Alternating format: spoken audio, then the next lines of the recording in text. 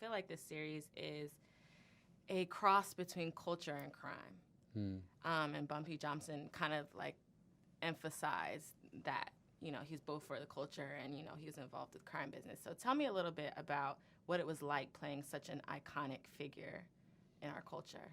I mean, it's exciting when you're playing a character that's real, because you get a chance to like go explore like the time. You know, I got to study the period, civil rights movement, what was going on, meeting with people that were, you know, involved with him, like other gangsters that worked with him, and so it really opened up a new world for me in a way. I knew Bumpy Johnson as a mobster, as somebody who ran Harlem, but I think understanding his relationship to the civil rights movement through Malcolm X, and understanding like his touch with the political world through Adam Clayton Powell, all those things let's expanded as we developed the project. And I think the project really addresses a lot of different issues, a lot of issues of today. Absolutely. I started on this project from idea, so before there was a script. You know, so I got involved with it then with Mark Kwan and with Jim. And we got Chris and Paul to write the script and become producers and showrunners.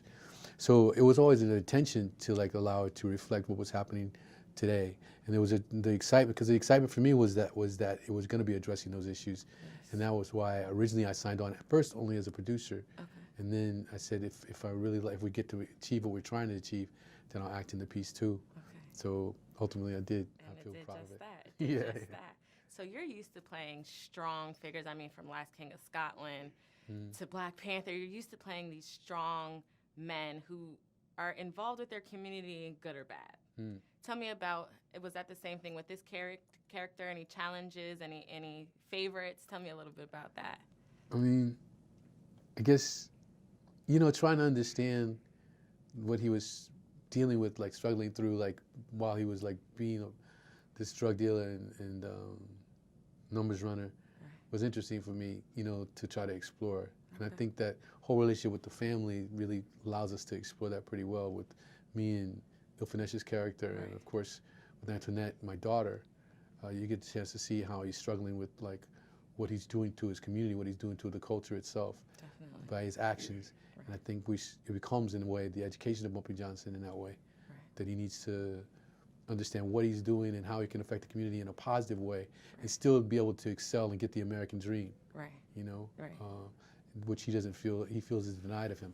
He wanted to be a lawyer, you know. Yeah, and he kind of had to resort to this lifestyle to just try and offset that. So just one last thing.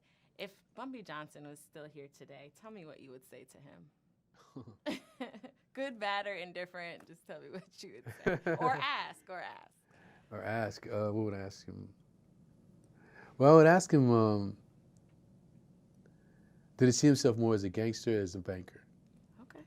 I think I would try to tell him that I think you have to really analyze, although I understand that some commodities are destructive. Definitely. You can't just sell anything to the community. You have to take responsibility, find another way. Definitely. All right, well, first, thank you so much. Sure. I enjoyed the series so much.